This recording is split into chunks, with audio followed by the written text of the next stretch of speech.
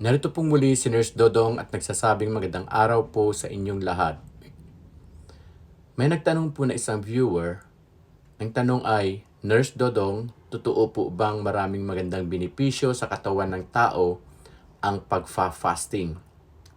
At ano-ano po itong mga benepisyong ito? Napakagandang katanungan po nito. Halika kayo at pag-usapan natin. Opo, may mga benepisyo ang pagfa-fasting pero hindi ito para sa lahat, lalo na po sa mga kabataan, buntis, may sakit o may history ng eating problems.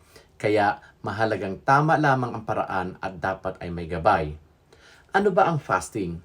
Ang fasting po ay kontroladong panahon ng hindi pagkain. Halimbawa po nito ay 12 to 14 hours na hindi kumakain. Ito po ang pinaka-mild at mas ligtas. Intermittent fasting, halimbawa po nito ay ang 16:8. Hindi agad ito inirekomenda sa mga kabataan. Ano po ba ang ibig sabihin ng 16:8?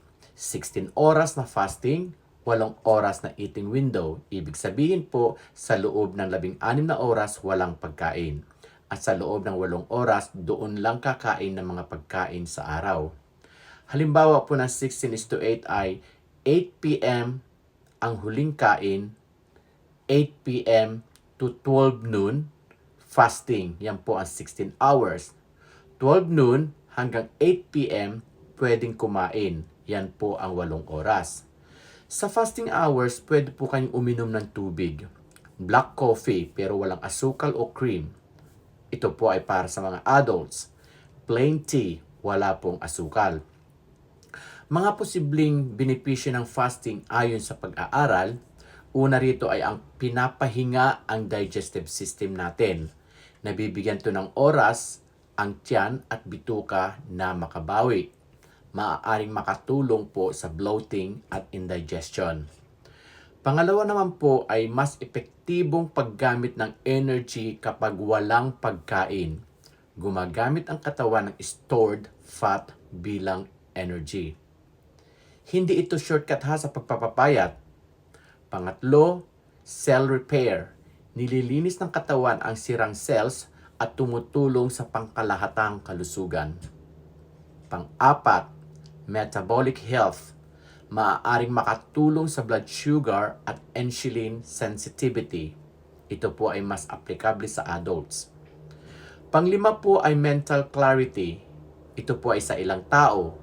May ibang nakakaramdam ng mas malinaw na focus pero may iba ring nahihilo o nanghihina. Mahalagang paalaala lamang po, lalo na po para sa mga kabataan, hindi po dapat mag-fast ng matagal gaya ng 16 to 24 hours.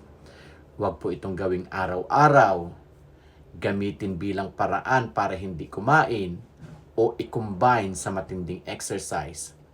Ang mga possible risks po nito ay pagkahilo, panghihina, low blood sugar, nutrient deficiency, at hormonal imbalance.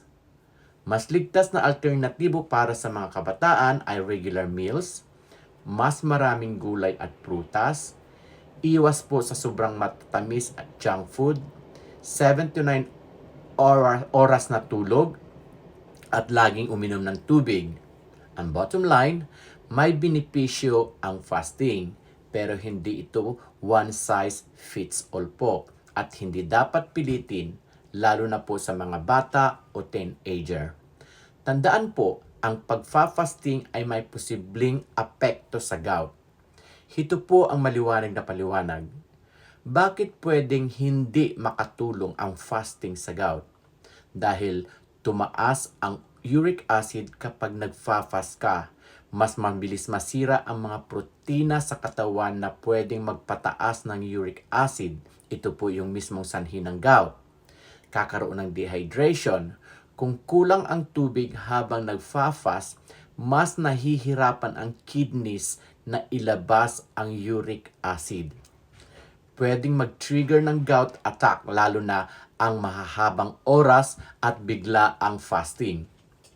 Kailan ba maaaring makatulong at dapat na may pag-iingat?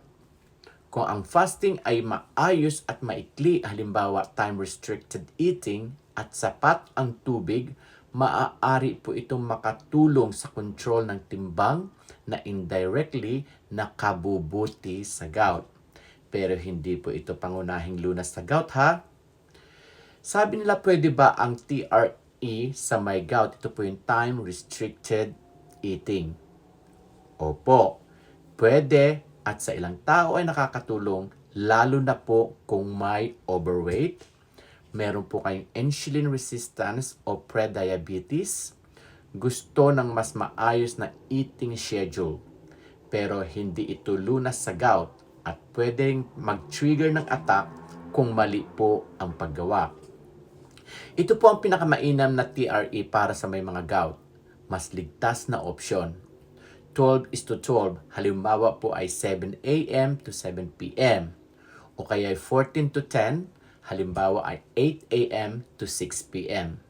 Mas huwag muna sa 16:8 kung madalas ang gout attacks. Ano ang mga dapat iwasan?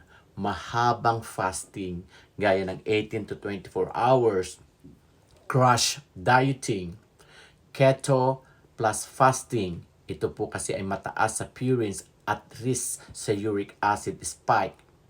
Bakit may risk ang fasting sa gout? Sa fasting kasi pwedeng tumaas muna ang uric acid gaya ng sinasabi ko kanina. Kapag kulang sa tubig, mas tumitindi po ang risk. Bigla ang pagbaba ng timbang, mas mataas po na chance ng flare-up ng ating gout.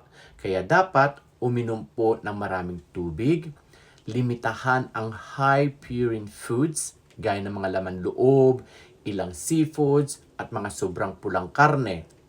Iwasan ang matatamis na inumin at soda, at panatilihin ang healthy weight.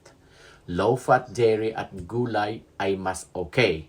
Sundin po ang payo ng doktor kung may gamot ka para sa gout. Mas maganda po kung tayo po ay may kaalaman.